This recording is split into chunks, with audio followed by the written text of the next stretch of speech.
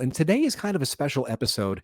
I'm wanting to share about an experience that I've recently had that has really kind of made me think about how we view relationships. And whenever I talk on my to my presentations with people, one of the concepts I cover is we see what we look for.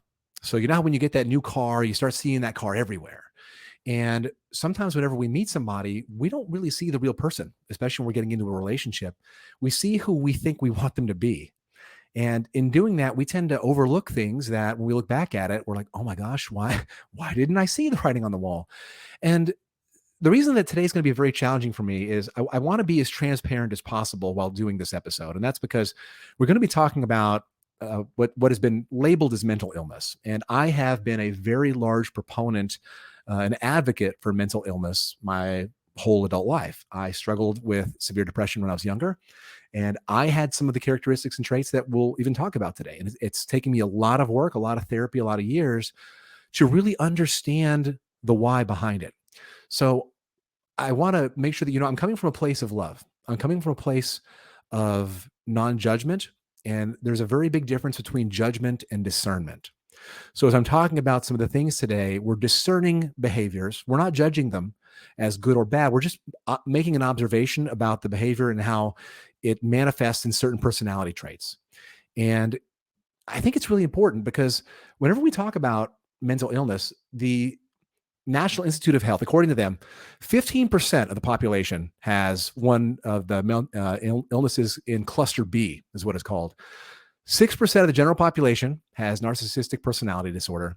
5% has borderline personality disorder. 2% histrionic. 4% antisocial, which is sociopath or psychopath. So that's 1 in every 7 people in the country. But most of us have no idea what these means. We think of them as insults. Like we'll call someone a psycho, or they're a sociopath, or borderline person. Man, they're borderline. But we use them as insults, and we strip them of their humanity, and we take away the ability to empathize and understand where they're coming from. So I've got 2 guests today, and we're going to be sharing experiences from our life. And I want to be clear, we're doing this from a place of understanding, from a place of trying to share our journey to hopefully give you a parable so you don't either walk into the same, I don't want to even call it a mistake because I'm not doing this from a place of being jaded. I'm doing this from a place of gratitude. I've learned so much about myself and where I could have done things differently in the situation to protect my energy. And I want to just share that lesson with you so that maybe it can be preventative, but sometimes you have to experience it personally to really know that how you're going to come out on the other side. So before we really get into the subject, I want to bring on my 2 co-hosts today. And the first one, Stefania Oak. Stefania is a San Diego-based fitness trainer who is going to share her modern millennial dating experience. So hi, Stefania. How are you? Great. Thank you so much for having me on, Ramsey. Well, thanks for being here. And then I also want to add Tish. Tish Toon, she's a coach in training, and Tish is one of the most intuitive people I have ever met. And I sincerely mean that. I've worked with a lot of coaches. Tish really has a great way to describe the world and even look at it. She was actually married to a narcissist for 10 years, and she's going to talk about how she's maneuvered back into the dating world since her divorce and how it's kind of shaped her to be who she is today. So Tish, thanks for being here too. Thanks for having me, and thank you for the warm welcome. You're welcome. So I want to talk about the scenario that I've encountered because it really kind of shook me to the core, because I think one of the things in relationships that I've been guilty of, not even just in romantic relationships, but I guess with other people in general, is assuming that they're coming from the same level of understanding that I am to any disagreement or situation. And in doing so, it's really challenging to find even the common denominator because we're assuming that they have the same goals, intentions, and desires as we do. So I guess, tell me about your experiences when it comes to, Stefania, let's start with you, being a millennial dating. So I know we've talked about 4 different personality clusters, and I'm going to include a link to the WebMD to kind of give you what the breakdown of them are, because they're very different, but they're very similar. They all tend to deal with emotions, cognition and emotional regulation, connection, and empathy is generally what this cluster B tends to focus around. So Stefania, tell me your experience when it comes to this. So it's very interesting. My first boyfriend I ever had was not until college. So I guess I was a little bit of a late bloomer. And I don't know what to call him. I mean, I have no, I'm not a doctor, so I'm not going to be able to diagnose what he is, but there was a lot of emotional trauma. And I don't know if it was from former trauma he had been through that was carrying into our relationship.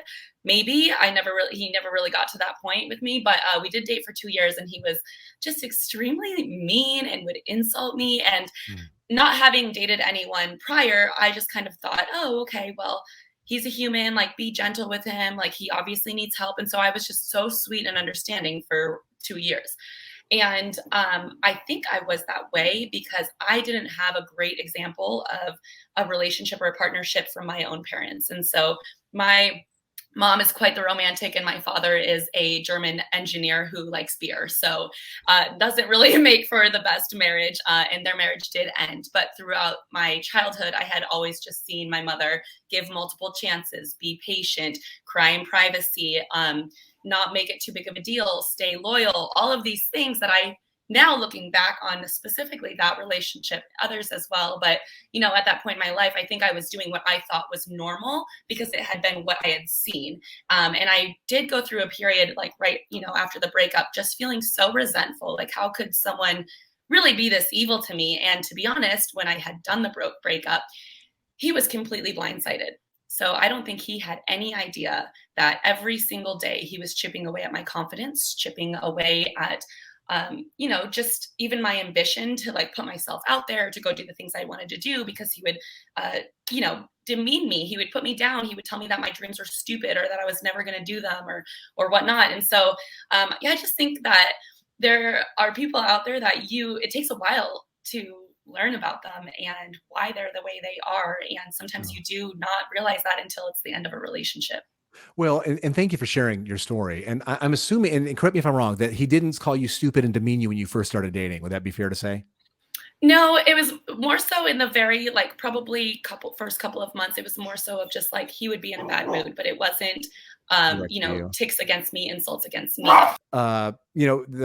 At least in regards to narcissistic personality disorder, sociopath disorder. And again, I am not a psychologist. I'm not clinically diagnosing someone. I'm basing behavior patterns on what I see in individuals. And so I'm coming out of I was married for almost 10 years, and I began dating someone shortly after my wife and I officially separated, even though we were, not really in a relationship for the last year and a half almost.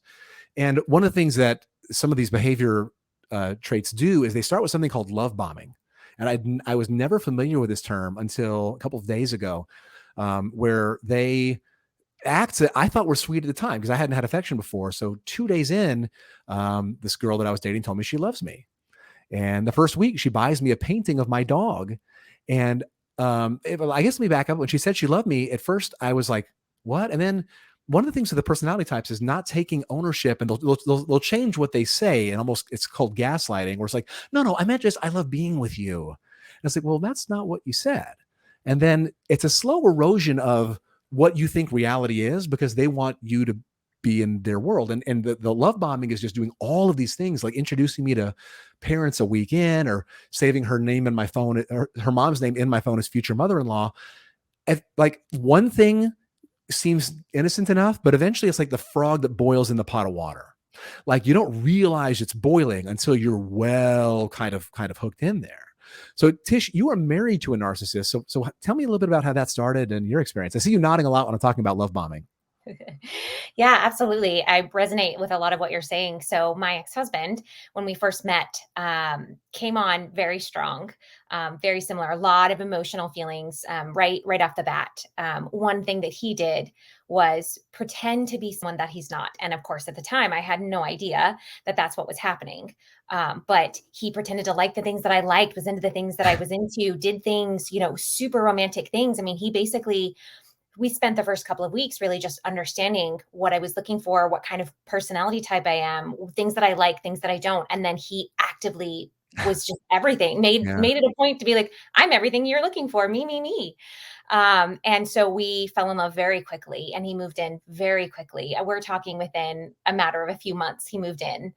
And within the first year, that's when things started to change. Once he knew for sure that I was invested emotionally with him, that's when things started to change, and he became controlling and not into the things that I was in. And that's when it started to spiral.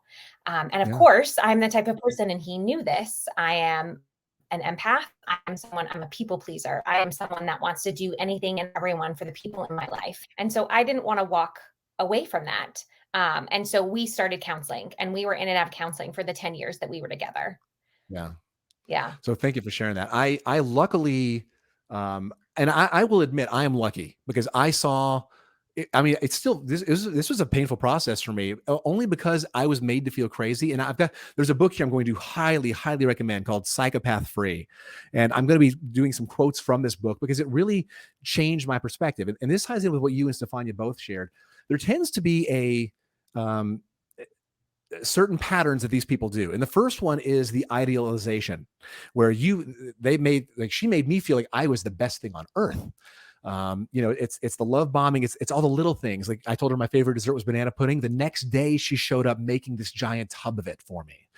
I filled the survey. She filled the survey out for my business, and her name, she put "Your One" was her name. Like, "You're one. I am your one. You're mine." And when she got me the painting of the dog, she's like, "Well, it'll go with the other two, like her dog and mine, on the walls in the house." And how she was going to move in, and she's glad my marriage wasn't finalized or we'd be married already. So building this dream up in my mind, only then, and the way that generally this personality type will work. And I also want to point out, it's not always conscious. They don't really know they're doing it. So I don't hold any evil in my heart towards this person. I don't hold any anger anymore. I actually feel sorry for them because this is a pattern that they're going to need to identify. And a lot of times with these personality types, they will make you feel like you're the one that has it. They'll flip the script. So when you start realizing, there's one day where I'm like, I need some space, and texted her that. Then 20 minutes later, she texts, I need some space today. And I'm like, well, what? Like, I said that. And then I'm like, you're gaslighting me. She's like, don't tell me I'm gaslighting you. And then they just flip the script so easily that it causes such a deep confusion into, am I doing something wrong here? Like, I thought that I'm being transparent and honest, but when they tell you that the feelings you're feeling aren't real and they accuse you of doing that to them, it really makes you start questioning reality. Stefania, have you been in a relationship with a narcissist that you're aware of? Yes, I think so. And I did feel very, very crazy because this relationship that I'm about to speak about, I tried to end it multiple times. It just felt like this person wasn't into me, didn't want to hang around me, wouldn't be like publicly affectionate with me. So I didn't get any attention, and I felt like I was alone in this relationship. And then anytime I would try to do a breakup, it would be this like whole show of how much I mean, and I can't walk away and all this stuff. And it worked. It worked like 3 or 4 times of me reaching this crazy breaking point. And then that same thing, the flip of the script. And I'm like, well, why don't you want to spend time with me then? Why do you ignore me and put headphones in at home all the time? Why, do you not invite me to your friends' birthday dinners? All of these crazy things that would be just seem so natural and normal for any couple who have a healthy relationship to be partaking in together. And so I felt like his actions very clearly did not line up with what the words were when I was at the breaking point, ready to walk away. Yeah. And so there's a middle stage that Tish really hit on that I was going to address that I forgot about. So the first stage is that idolization. Like, they make you feel like you're everything. And then kind of right on the heels of that is the personality mirroring. So like the person that I was with, she never worked out. She never hiked, and that's okay. But when she's like, well, let's work out together. And then we post a picture of us hiking, and her friend's like, you're hiking. What's wrong with you? She had all these farm animals that she loved, and she was going to sell them, move in with me. And our mutual friends were like, she loves those. Why would she do like it? Nothing made sense. And I didn't realize at the time it's because she was being who she thought I wanted her to be, to kind of lure me in. And what's made this so easy is realizing that none of this was real. Like, it's manufactured emotion when you're dealing with these people. And when I say these people, I don't mean it in a derogatory way. I just mean people who have these personality traits or characteristics. I'm going to quote from the book a little bit here. It says, if I can scroll my screen over here. And why do they target? So Stefania, you've shared that you're an empath. Tish, you're an empath. I'm an empath. So let's talk about why and this podcast is mainly for people who are empaths. Like, if you find yourself, you're a very caring person, we have to be cautious about people's energy without judging them. They just might not be right for you. So this is from the book Psychopath Free. Psychopath's perfect target is idealistic, forgiving, generous, and romantic. Most targets are very selective about their partners, often feeling lonely and frustrated by the dating scene. So when the psychopath comes along to mirror all of your greatest fantasies, you pour your entire heart and soul into the relationship. You'll invest everything you can, emotionally, financially, and physically. You quickly feel comfortable opening up because the psychopath grooms you to believe you found the one. And this forms an immediate bond of trust and familiarity. And however, when the psychopath begins to the devaluing process, which is the next phase after the mirroring, you'll attempt to absorb all of the blame in the relationship. And that's when the crazy making starts, when they just, you're on the pedestal, then in the gutter, and you feel like it's your fault, but deep down you haven't really done anything, and that's where the crazy making starts happening. So Tish, when did you start experiencing that, or what was your experience with those phases of the narcissism? Yeah, absolutely. So it was within that first year. There would be things where he would say certain things to me or pick fights, and then immediately try and make me feel better. So once he tore me down, he would bring me back up, and that's when I started to think that I was the person that was crazy, even though I know I didn't do Yeah. anything when the fight started. And then once he knew I was broken down to nothing, that's when he's like, "I love you. I care about you. I'm so sorry."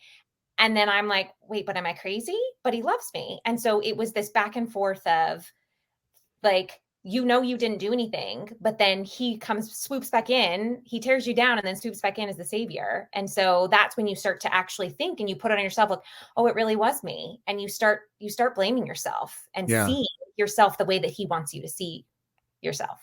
Yeah, because they project all of their insecurities onto you, the things they do, and then it makes it sound like whenever you accuse them of it, they're the ones doing it, and then it sounds so you catch yourself being like, wait a minute, I'm accusing them of what they're saying, but they're the ones actually doing it. Like, this person that I was dating, she works doing things with dentists, and she wanted me to change the way that my face shaped. Like, she wanted me to do all this sleep apnea stuff and wear this mouth guard at night. And I'd have packages showing up on my door of stuff she wanted to do to me. And all under the guise of, because she loves me. I want you to live a long time. I want you to be happy and healthy.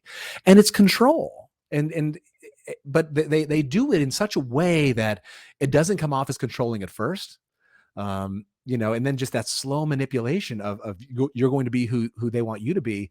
And she had incorporated herself into my business to make herself an instrument in every element of my life, where let's merge Google calendars. And this is after like 5 weeks. And I was really vulnerable. Again, I was coming out of a marriage, and I'm like, it felt comfortable, even though my gut told me, hold on, there was something like, there's some things that's just not right here. And then to what you're talking, like whenever I said I needed some space, she's like, you're smothering me. I need space.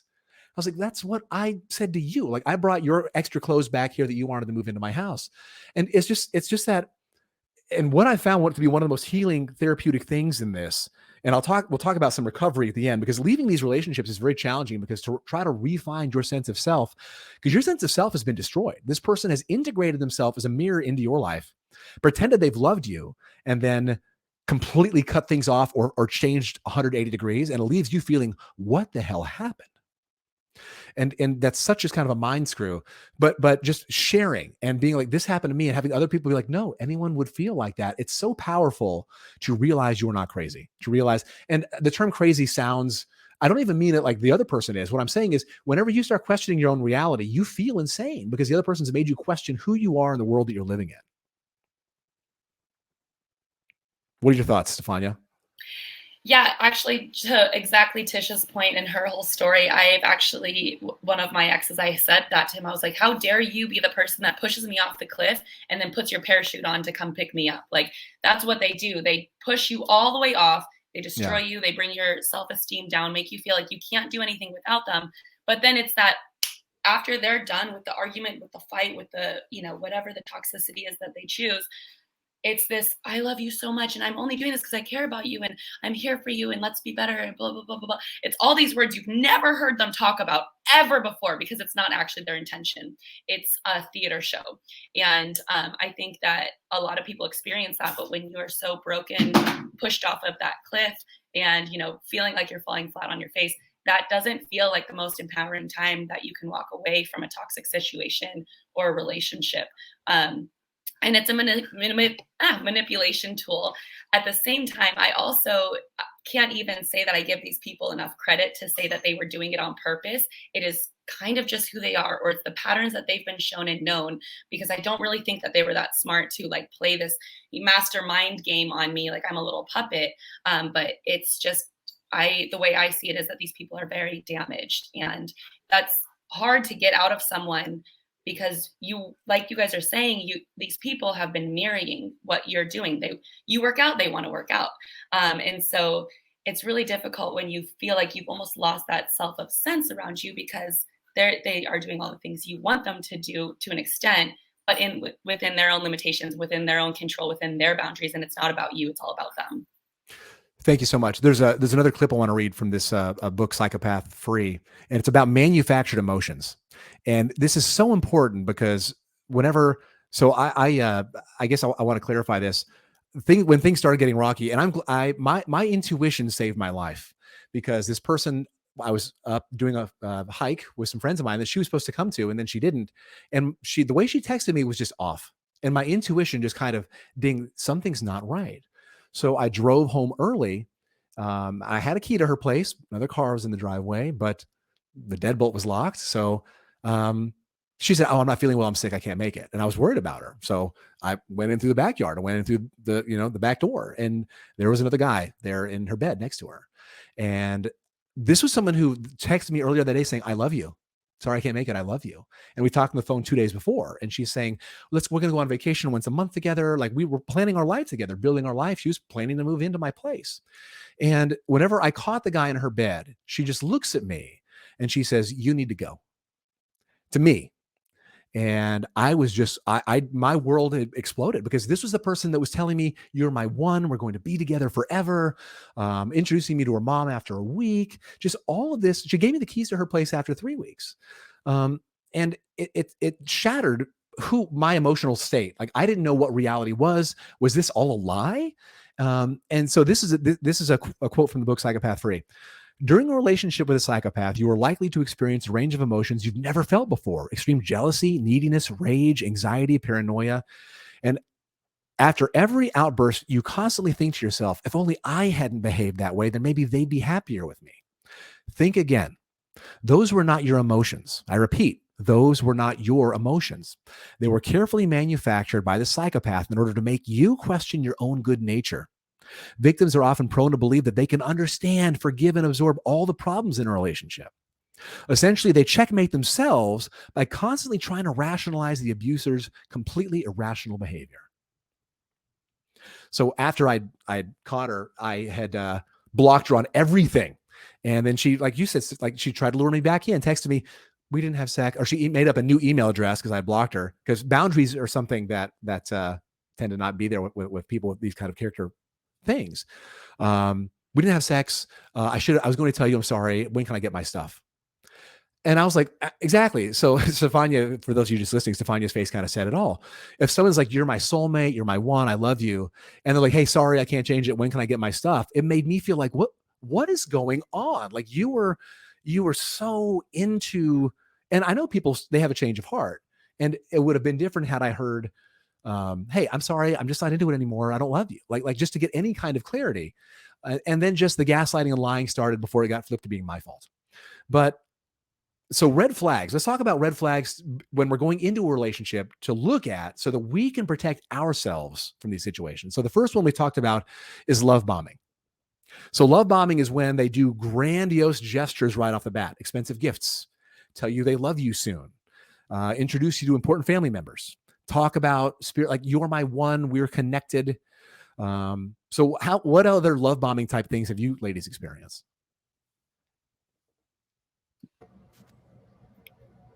So I just want to talk about, I didn't actually like date this person, but they were very interested in me, and it felt very love bombish. And so I think it was a red flag to me. But I was not interested romantically at all. But there was things like invites to Italy, and you won't have to pay for anything, and let me just buy every lunch. And it is a place of uncomfortability, because these are nice things, right? And you don't want to necessarily say no or miss out, and you might still enjoy this person's company. Now, especially different when you're talking about being in a relationship with them. But especially when you are in the beginning of a relationship with someone and they're love bombing you, and maybe you've been treated really poorly in other situations before, you're almost blown away. Like, you think it's all a really good thing, and this is what I've been waiting for, and I am a princess, and I can't believe this has come along. But something will feel off. And I think, like, throughout all of the topics we're going to be talking about, we need to tune into our intuition, because our intuition does notice these red flags before we do, but we come up with excuses for them, and we come up with a reason and twist the plot. And so then that's why when you get deeper into these toxic relationships, when you're looking back, you do end up feeling crazy, because you're like, well, I saw and I knew and I thought that, but I was okay with it because X, Y, and Z. So now am I crazy, or are they crazy, or has something changed? And so the love bombing thing is definitely, it's a hard one to catch, especially if you haven't been through something like that before. Yeah. And Tish, what about you? Yeah, absolutely. Kind of going off of what Stefania was saying around intuition, you almost feel it. For me, it was the guilting. Guilting was the big thing.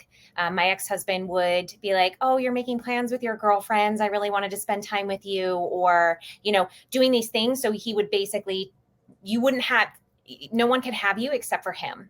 And you would start to distance yourself from doing the things that you love and the people in your life. And you get that feeling of, gosh, well, he really wants to spend time with me. I actually feel bad that I made these plans and I'm not including him, or that I need time away from him.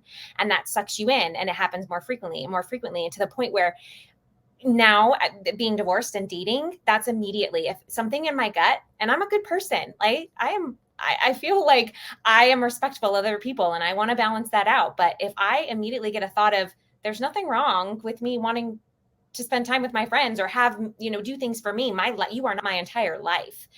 That's an immediate red flag for me, is just listening to your gut and thinking about, is this person making me feel guilty for living the life that I want to live, when I know that this person is getting plenty of my time, plenty of my attention? Yeah, guilt. That's a big one. Yeah. And this is, and we talk about empathetic people and like the intuition. And this is another quote from the book that I love. Psychopaths typically can't last long with empathetic people, except for the cases where there's marriage, because you tend to absorb their poison. Yes, they get the high of sweeping you off your feet and making you a perfect servant to their mind games. But the downside is eventually you subconsciously spit the poison right back in their face. You don't want to ruin the idealization phase, but you find yourself unable to stop pointing out their lies and behavior. And then by trusting your intuition and by calling people out, like, no, that's not what you said. Even though, like, no. I just said that I love being with you. Like, no, you said you love me. Like, when you start holding their feet to the fire, they will kind of, they'll grow tired of you, because you're no longer subservient, and move on. So, when you're talking about these, like the just being torn down and that feeling like that, I don't think anyone who's not been in a situation can understand how it's almost worse than depression, because you question who you are. They really make you question, and they typically target successful people, because if you have energy and you're positive, they want that. And then there's a quote in the book where it talks about how psychopaths will essentially want to destroy you. They can lure once they hook their prey, their charming promises spin into mind games and torture. Victims are left devastated, confused, and unable to recognize or even put into words the nightmare that just took place. It's so indescribable. And that's that what's going on type feeling there. So Tish, when did you finally recognize, I guess sorry, we're talking about red flags. So I want to make sure we're staying kind of coherent on subject here.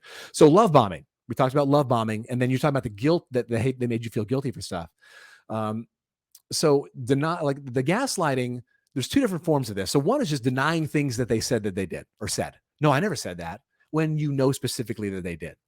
Did you guys experience that at all? Yeah. So I think the first couple times I started experiencing gaslighting was when I would be in an argument or a dispute, and then you just end up very confused, because you're like, whoa, like, what are we even arguing about? You did this. This is what we're talking about. And so it, again, leaves you questioning, like, what, am I crazy? Like, did I perceive that the wrong way? And then you can't even formulate sentences to come out, because it doesn't make sense of what you're talking about and doing. And I think that's one of the manipulation and control tactics, is kind of redirecting the conversation, distracting you from what the real issue is, and then making you feel crazy or finding something to blame you for. And it could be a defense mechanism too. But I remember being young and feeling that way when we would get into disputes, because I'd be like, why is it so hard to fight? I'm not even trying to fight. I am just trying to express my feelings. And Yeah. now all of a sudden I feel like a crazy, like unorganized hodgepodge mess up in here. Yeah. Tish, what about you with the denying what they said? Yeah, absolutely. Same thing, especially when you reiterate it back exactly how it was said, and then they spin it. And then they're like, well, it's about you. And then you try to articulate it in a different way. And they're like, you don't know how to communicate well. They put it back on you. Yeah. Yeah, like it's my problem that's how I perceived it. And that the words verbatim, what they said was not actually what they intended. Yeah. Similar to what you said about, I love you. She said, I love you. But then she's like, well, I mean, I just love how you are, who you are. I'm not in love with you. And so they spin it when you put it right back on them. Stefania, I saw you raise your hand. So was that, what did you want to share? Yes, this is one of the most laughable ways to say I'm sorry. And I've had this told to me so many times. I'm sorry you feel that way. Yes, that's I thank you so much. That's You're not an sorry apology. I feel a bad way because I found you with another person in bed, like whatever the scenario is. It's like, Yeah. no, you should be sorry for what you did, not how I feel. Let me be sorry for myself with how I feel. Yeah, and I actually had a post about that. Like, are you saying I'm sorry because you generally have remorse? Or are you saying I'm sorry because you want the other person to absolve you of guilt because you feel shame for what you've done? Or are you saying I'm sorry to get them to be quiet? Like, it's not an apology isn't just the words I'm sorry. It's what's the intent? What's the energy behind it? And just the change in what they said. I had a situation with this person where she says, you're not normal. If you take a nap every day, you're not normal. And I was like, why would you tell me I'm not normal? Like, that's a terrible thing to say. Well, you're taking it wrong. I'm just so concerned I want you to live a long time because I love you. You're just too sensitive. And one of the things that she would flip on me is like, you tell me how I feel. And I'm like, well, no, I don't. And it's like, she accuses me of the things that she's doing, which makes me think like I'm just being sensitive. And again, it's such, I don't know if it's intentional or not. It's manipulation. I do think that they're smarter than because they're constantly, and I feel empathy or sympathy because their minds are going constantly trying to, because I used to have some of these tendencies, and only when I learned to just give up control of things I can't control, which includes other people. Oh my God, I'm so much happier. But they're not. They tend to be miserable. And this isn't me telling her how she feels if she's listening to this one day. It's just people who have these personality traits. It's because there is a huge void. They just hate themselves. And it's bringing you down makes them feel better. At first, you pick them up. And then the destruction of you is what that's what they do. But again, let's go back to red flags before we go on. So every ex in their life is crazy. Whenever you ask them like, hey, so tell me about your last relationship. Oh, they were crazy. They were bipolar. And they throw the words out. And then it's kind of like when you start to realize, I posted this as well. If there's carnage all around you, perhaps you're the tornado. Like if everything, they said they put themselves not just exes, but in victim mode where everything's bad, everything around them is, but they're the great. Like they put themselves as great, but they also play the victim card as well. So what were your experiences with that? Tish, let's start with you. Yeah. So, gosh, so many examples. I think the big thing is just, one thing I want to highlight is around, I feel like my ex pinpointed the light that I had.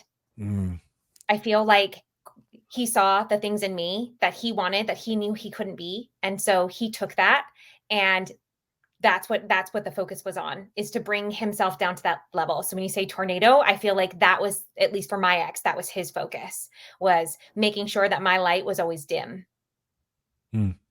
Yeah. Thank you for sharing that. Yeah. Stefania, what about you? I definitely resonate with that as well, Tish.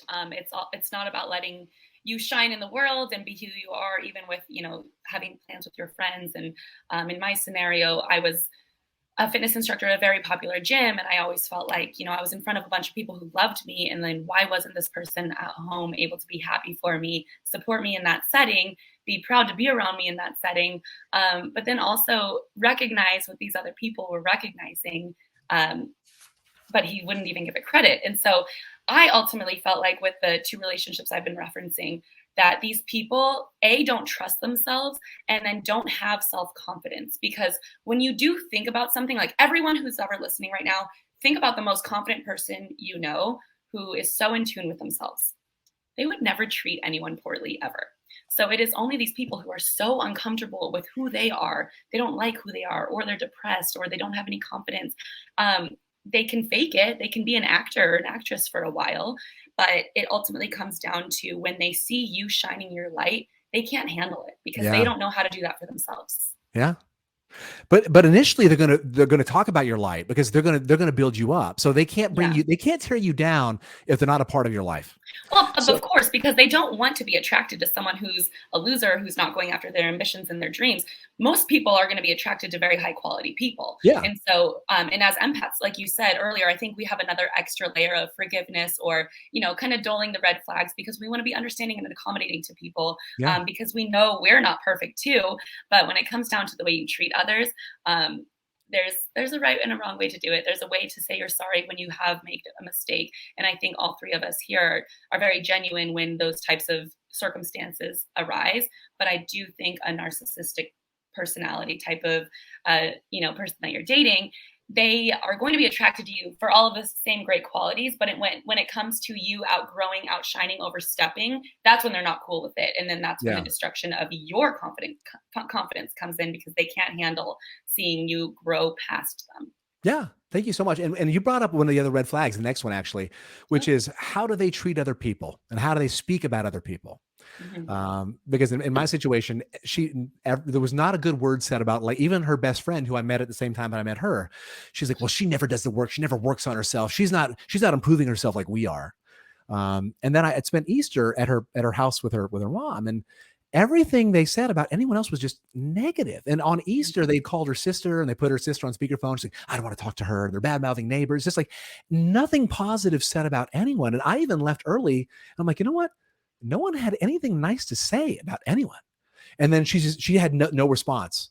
It wasn't like, you know what? I'm going to try to, like, you just want to bring someone's attention, not to make them feel bad, but to just point it out so they can have some, because I had a coaching session with someone yesterday who's another coach, and he reflected something to me. And I was very thankful. I was like, thank you. Because he's like, hey, you're better than this perspective. And I was like, yeah, you know what? You're right. I appreciate that. But anyone who's in one of these personality traits, they don't accept either any kind of criticism at all. Even early on, like maybe early on, they're like, thank you so much. I love you. I appreciate you helping me out. But once that idealization phase is over, no, it comes off as an attack and then it's flipped back onto you. So Tish or Stefania, how do they treat other people, or the way that they treat waiters or people on the phone? Like you hear them like that. So did you ever notice when you're at a restaurant, like how they treated other people? What was your experience with those things, Tish? Yeah, absolutely. So it wasn't necessarily just the people, but the situation itself. So if we were planning on going to a party or to dinner with a group of people, it was always setting a negative tone, like you're not going to have fun. And so instead of not necessarily talking about bad people negatively, but setting up that stage. And then when you're there at that party with other people, it was always a negative tone to everything. So you always walked away with this sense of you're never fully having a good time with these people. And so you can't, like, for me personally, I'm very upbeat and jovial, and I love that. And so you're coming into this almost like situation where there's a cloud. So where you're interacting with people, you're not being your true, genuine self because they've set the tone for how they want you to be and interact with other people. So my experiences wasn't necessarily them always talking bad about other people, which happened, but it was setting that stage of how you needed to interact with other people. Yeah. Well, Stefania, I'll let you go, but I do want to point out something here. Like when we're talking about these red flags, people don't have to have all of these. Like it's just awareness. And it's not like it's not a light switch. Like it's either on or off where they have any of these traits. Life is a spectrum and we all have characteristics. And, there have been times in the past, I have been very toxic to people. We all have been toxic to people. It's a matter of, are we working on it? Are we aware of it? And at the end here, I want to talk about what this has taught me about how am I showing up? What was my part of this? Because I'm not blameless. I'm a part of a relationship. There's two people involved here, but there's a spectrum. So even though, and thank you, Tish, because not everyone may have all of these traits. So just keep that in mind. So Stefania, what about you in regards to the, how do they talk to people or how you hear them talking about others? Yeah, that's a great question. So I was very unimpressed with both of these people's friend list because it was very short, very tiny, which didn't seem to be a big deal at first because I am very social. So I'm the opposite. And I know that might not be everyone's norm, but that's just kind of how I've always been, how I really probably will always be. So I didn't think that that was alarming at first. But over time, it almost brought an awareness of like, well, no wonder you don't have more friends, or like, no wonder you don't want more people to know about all of these things about you because you can't handle the truth about yourself. And as far as like treating others, I mean, this one past relationship, I would have my friends, my very bestest, closest friends then and to this day say, hey, just walked past that person. They didn't even wave. They didn't even say hi. They wouldn't even look at me. And it's impossible to not see one another with where these circumstances have been. So then I felt very embarrassed. You know, you feel like you need to make up for their behavior or make an excuse for them. You feel like you need to bring it up to them. Like, why would you not wave to my best friend? That's very awkward. And again, I just think that's a low self-esteem, low confidence, and something that I always try to remind myself and others when they're struggling with, you know, human interaction is that people are going to treat you the way they think about themselves. And so when you think about someone, that most confident person that you had thought of earlier, that most confident person in your life would never tell you that you're doing things poorly. Should I start over on that? No. You're fine. The dog. Yeah, Okay. it's all right. Sorry. These people who are very empowered will never try to bring you down. They will try to pump you up because they know how hard it is, how hard the journey is. They've been there before. They almost see this like potential, this light flickering inside of you. Whereas someone who is not on that confident level, in their mind, they're below you. And I'm not trying to say people are above or below, but their perception is that they're below you. It makes them uncomfortable that you're going to start noticing their imperfections. And so they want to break you and bring you down to their level. And then they also want to get an edge up by being the one that pulls you back up. So I do think that the way you need to pay attention to the way they treat others. And it could even be as simple as, are they, you know, generous when it comes to tipping a server, or like being nice to the person who's getting your coffee, or do they say, you know, thank you to the cleaning staff? Do they, you know, whatever it is, you know, these are things to pay attention to when you move forward in a relationship. Yeah. And, you know, in regards to how they treat other people, and I think how they treat us once they're done with us says everything.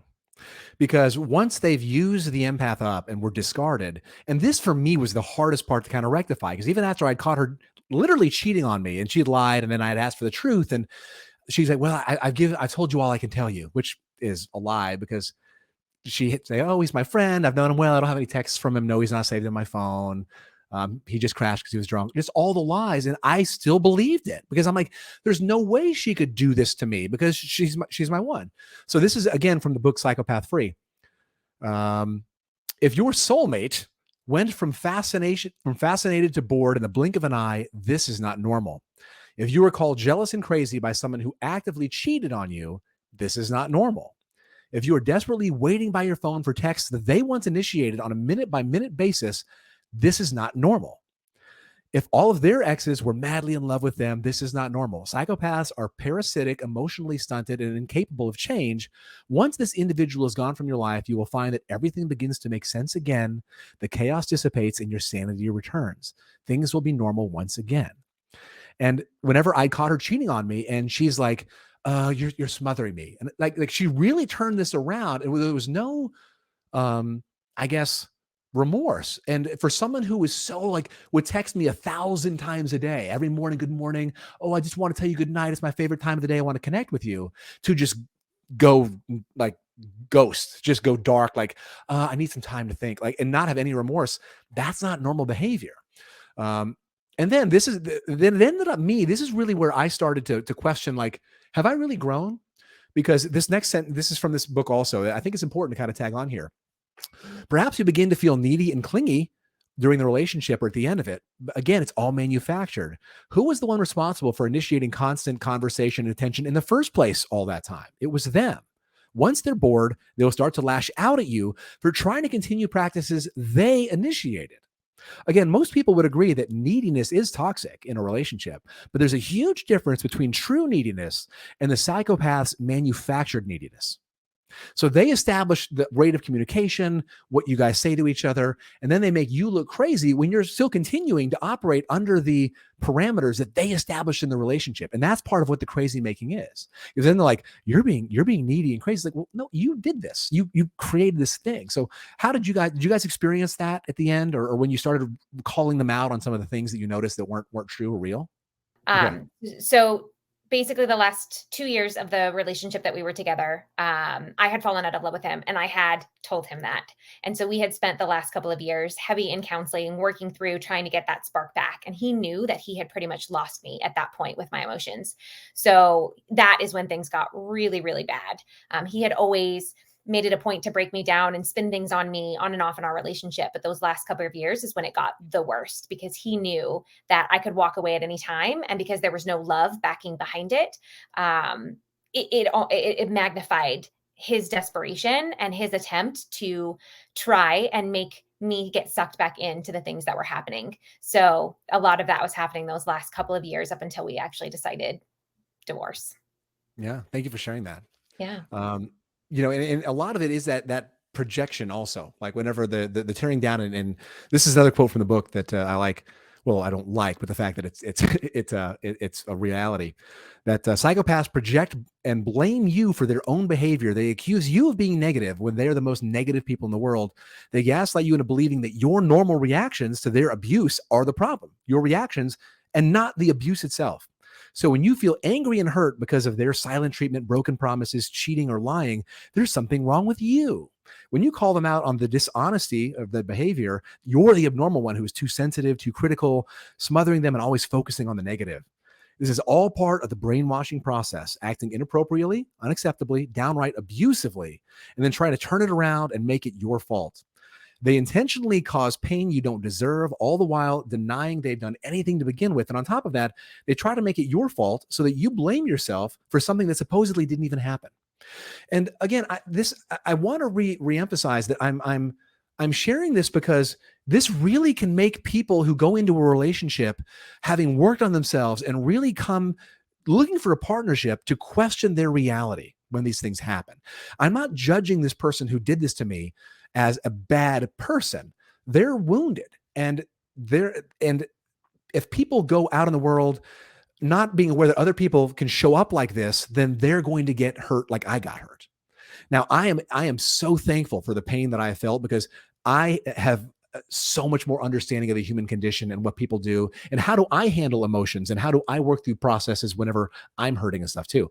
The thing that so I guess I want to ask Tish. So I think you said you were finally done when you said you knew you didn't love him for like last 2 years. When did you know I'm done? I can't do this anymore. Yeah, it was a moment of an act that he did that I discovered, something pretty big that he had hidden from the relationship, that he had actually promised 2 times previously in 10 years that he would never do again. And that was it. That was the moment. I knew. It was like a weight lifted off my shoulders, and I was like, okay, it's time to walk away. You're not in love with him anymore, and you're seeing right through everything. And this was kind of the thing that you needed to be okay with walking away. And that was a big thing for me, is I needed that sign. We're all looking for, like, I've just got to feel right for walking away, because the type of person that I am, I can't just walk away unless I feel like I've done any and everything to try and make something work. And there was a very, very bright, shining moment when that happened. And I no regrets. It was exactly what I needed to do at that time. Yeah. Stefania, I'm going to let you answer also, but the first thing, this is a quote from the book also. Remember, these are people who prey on forgiveness. They thrive on your need for closure. They manipulate compassion and exploit sympathy. So the fact that you want closure and they won't give it to you, that's part of the issue. And I'll tell my story, but Stefania, let's hear yours first. Yeah, so I guess maybe fortunately for me, there wasn't a big event that I could like point a finger and be like, because of that, it is over. But for me, what it really came down to is I had confided in so many people, both of these relationships, very close friends, coaches, mentors, sisters, whatever. Everyone knew all my dirty laundry is what I'm trying to say.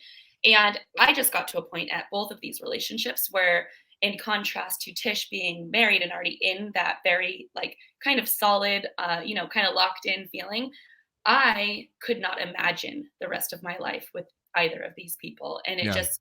it dawned on me like, wow, okay, well, what would your life be like if you stayed with them? That's what I had to ask myself. Yeah. And the moment that I could imagine exactly what it would be like, and I knew what I would have been getting myself into, that is what scared me enough to make a change. Yeah. Thank you for sharing that. For me, it was I have a really close friend of mine. He's 96 years old, and he knew this person as well. We had FaceTime because, of course, we're going to be together forever, right? So his wife unfortunately passed away. I knew her really well, and since he had met this woman, he wanted me to tell her like, hey, can you please let her know?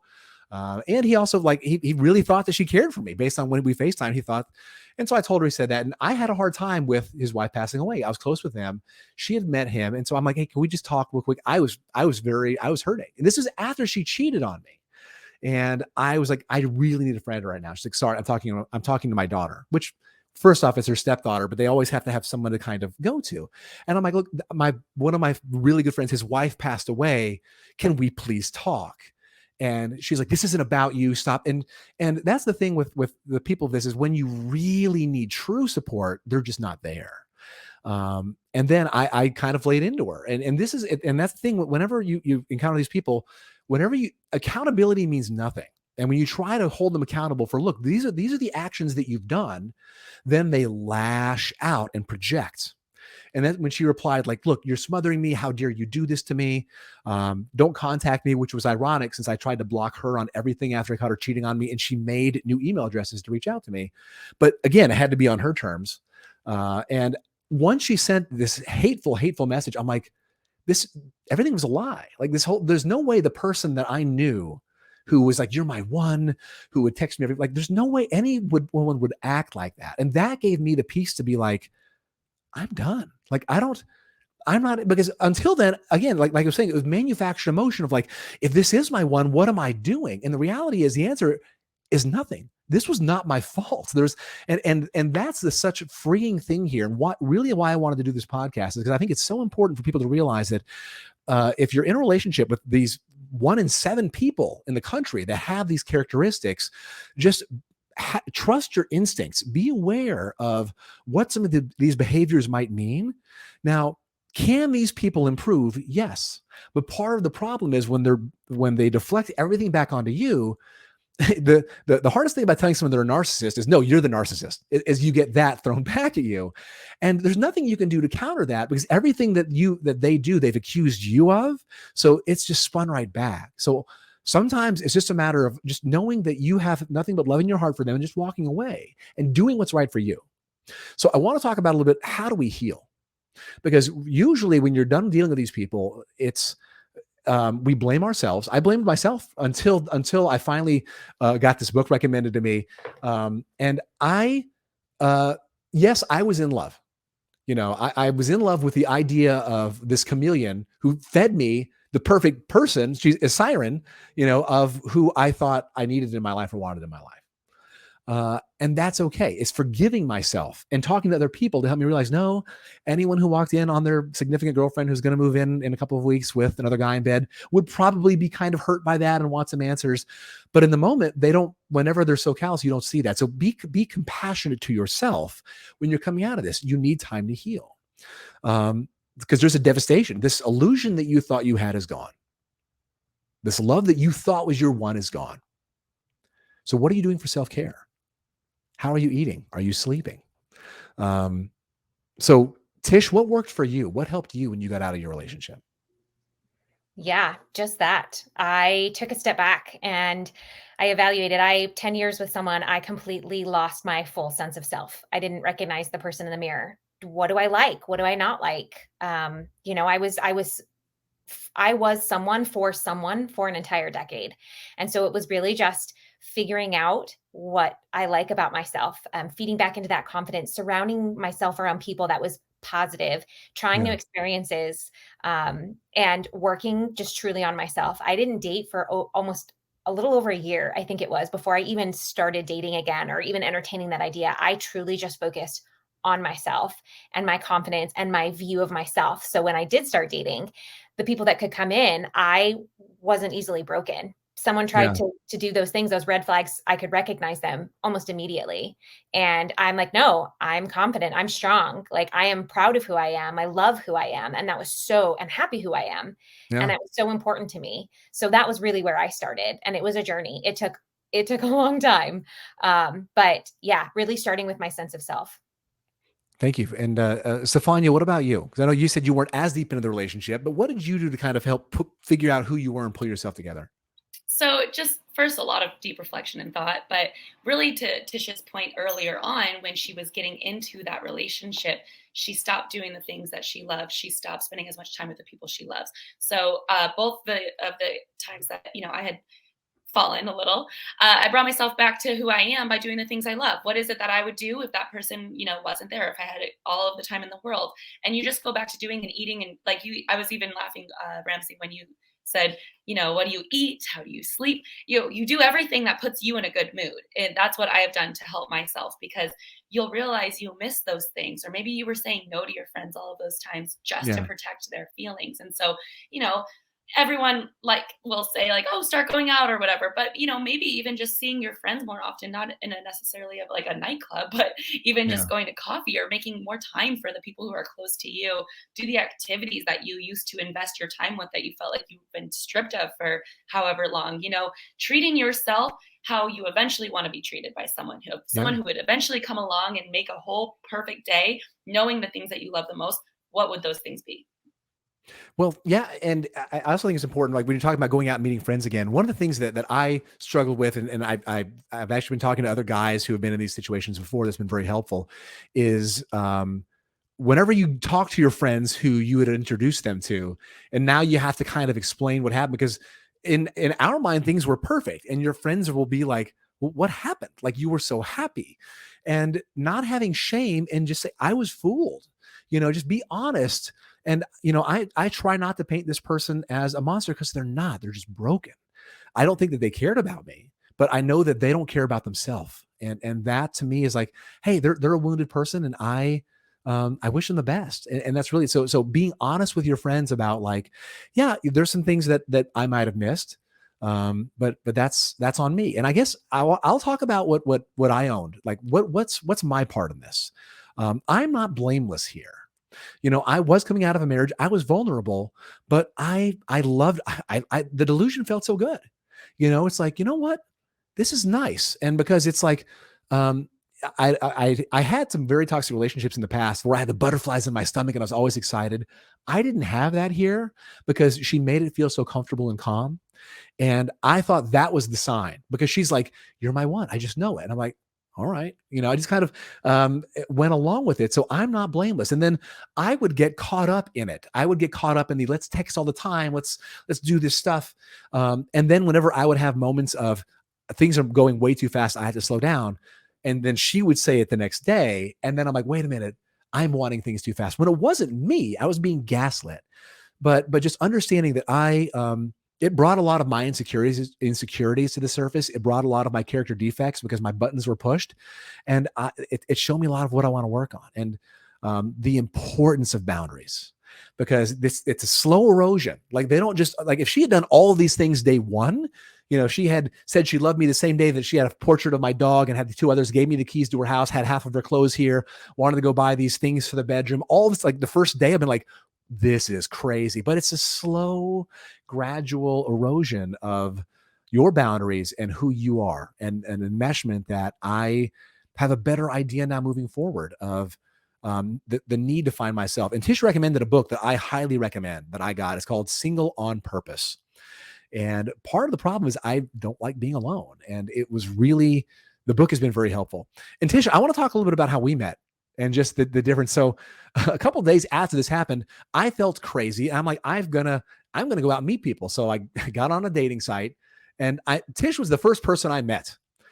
Well, part of it was I had no sense of self. I had just been destroyed.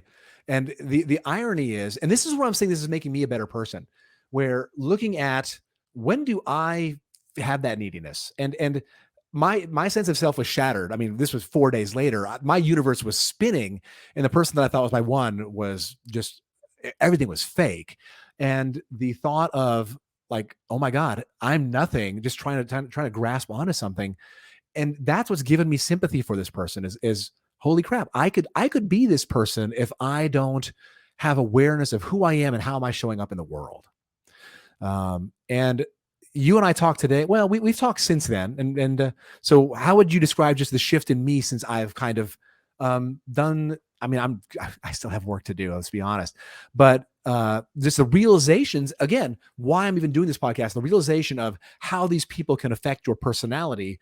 What would you say about, like, our discussions or earlier, or just what do you think in general? Yeah, no, it's been a journey for you. And you, uh, as of today, I feel like the shift in the tone of voice and how you speak and how you are presenting yourself is just night and day difference from a week and a half ago. Yeah. You were honest with me the very next day after our date, which kind of connected the dots and the pieces for me on why I felt like you came across the way you did on our date. Yeah.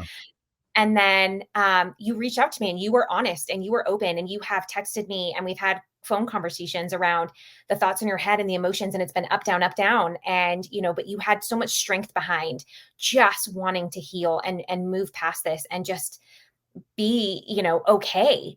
Yeah. And so it's been a journey for you. And it's interesting how far you've come in just a week and a half, and just that drive to just not want to feel crazy and not want to be in this space, because Yeah. it doesn't feel it for me. It didn't feel like that was truly you. And I'm just getting to know you.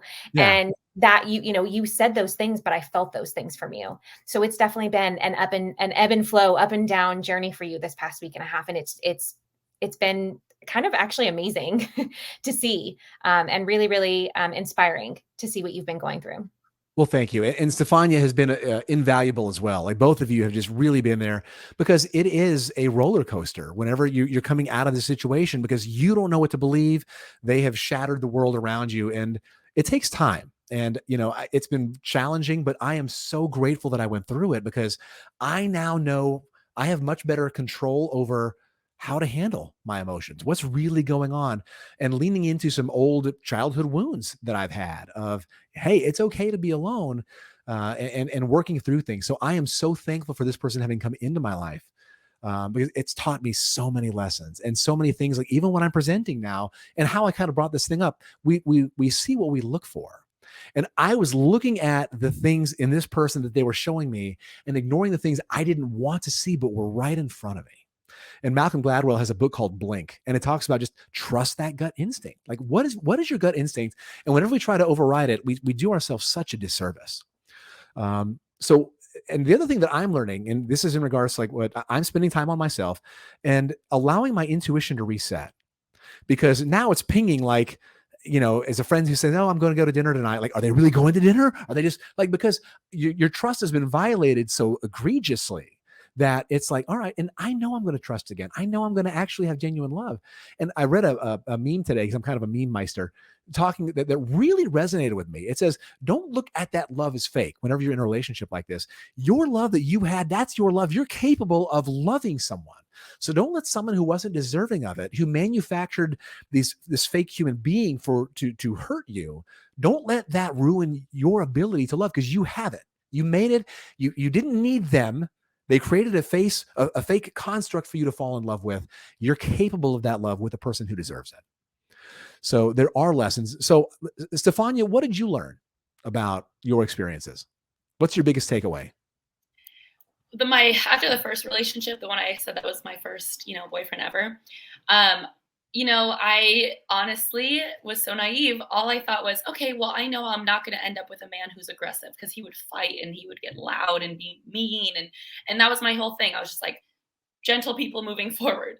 And then a relationship shortly after that was a yogi. And this was the one who was not very into me, didn't want to spend time with me or invite me to things. And I was like, after that relationship, I was like, wow, we really have to stop thinking about the only thing that we don't want. And we have to start piecing together all of the things we do want, and all of the things that would complement me and go well with me, and someone who can appreciate how social I am, how bright the light is, without being intimidated by it. So then it really kind of turned my perspective moving forward.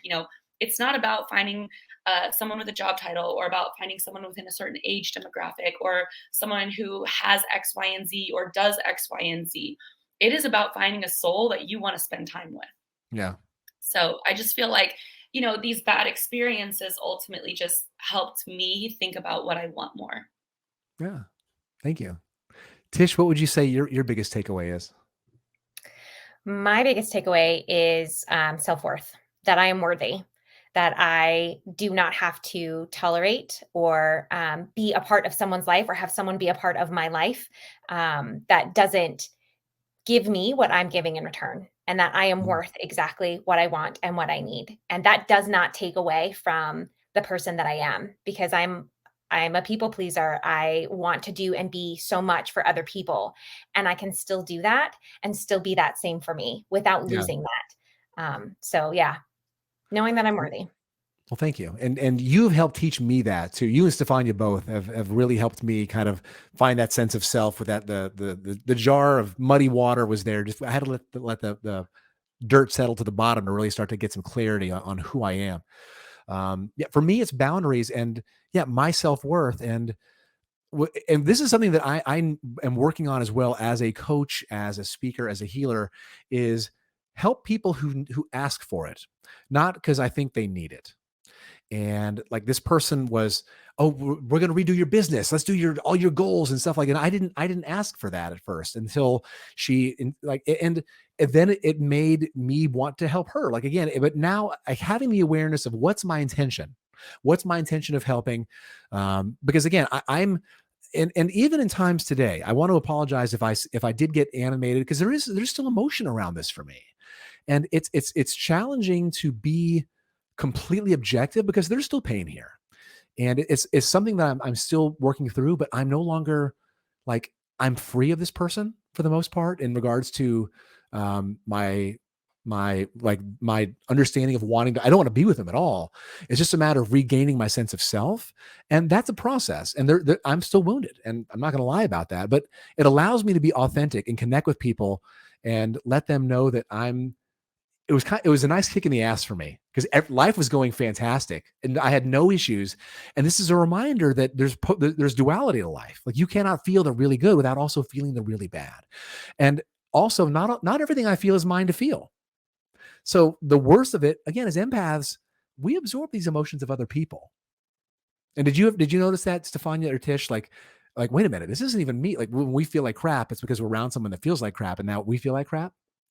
Yeah, that was actually one of the first red flags I started having in that first relationship, is when we would have this explosive, wild, whatever the disagreement thing had to be, it would take me about 3 days past that to feel somewhat of Stefania again. Yeah. And I just started having the realization, like, you can't take that much time off of being Stefania. There's goals you gotta go do. And that downtime of rebuilding up your esteem in between the fight every time is a huge detraction from, what your goals and your focus are. Thank you. And Tish, what about you? Yeah, same thing.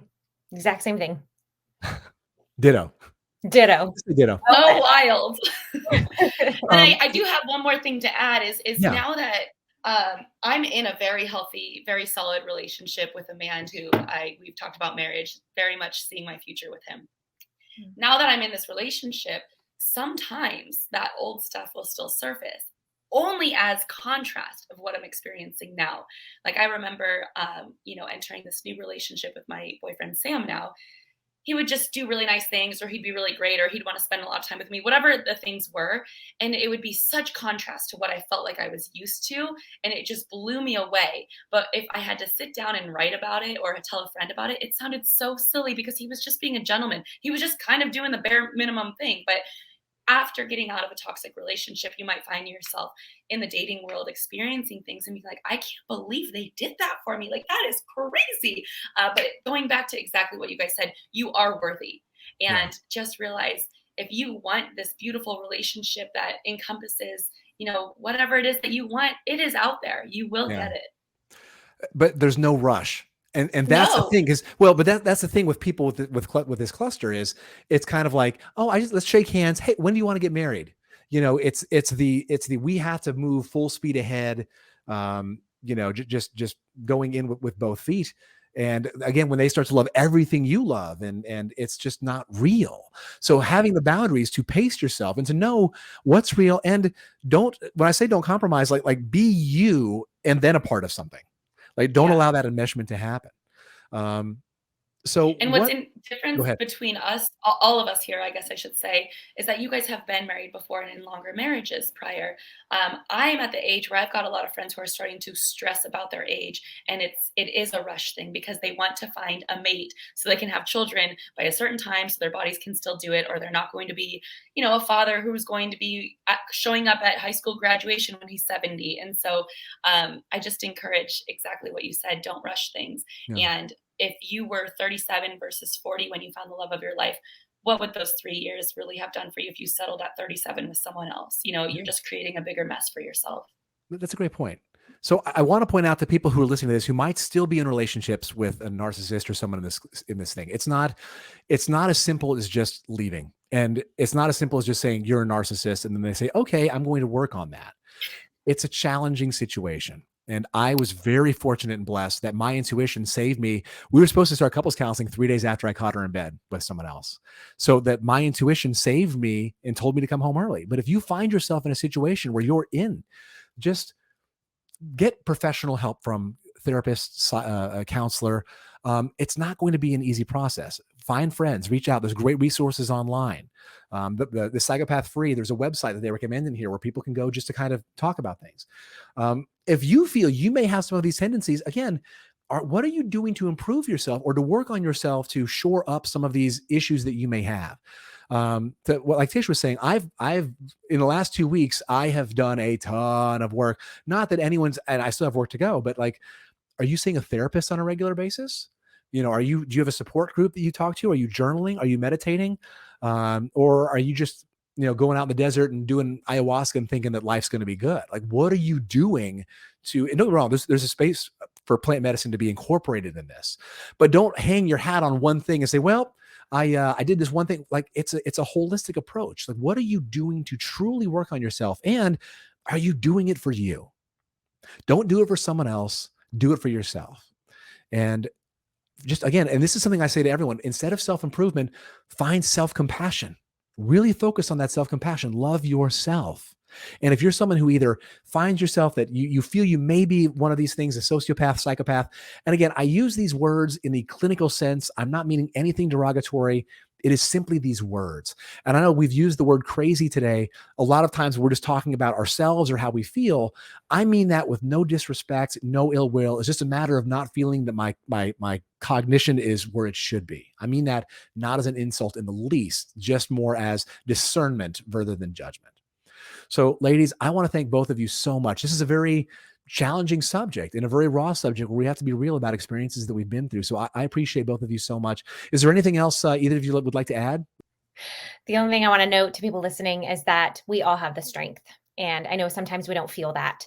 And we often wait for a moment or the motivation to be able to proceed, whether that's, Ramsey, to your point, therapy or just looking into things. Just feel your intuition and gut and just take action, because that motivation, that acknowledgement will, and that strength that you already have inside of you will come through. So thank you.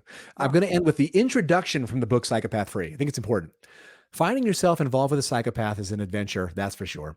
It'll open your eyes to human nature, our broken society, and perhaps most important of all, your own spirit.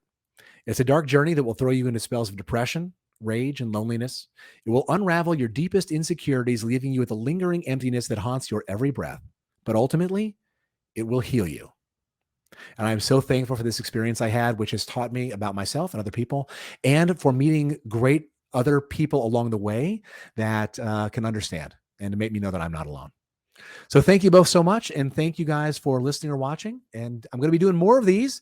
And I have a feeling that both Stefania and or Tish will be back in future episodes. So thank you and enjoy the rest of your day. And again, instead of self-improvement, focus on self-compassion.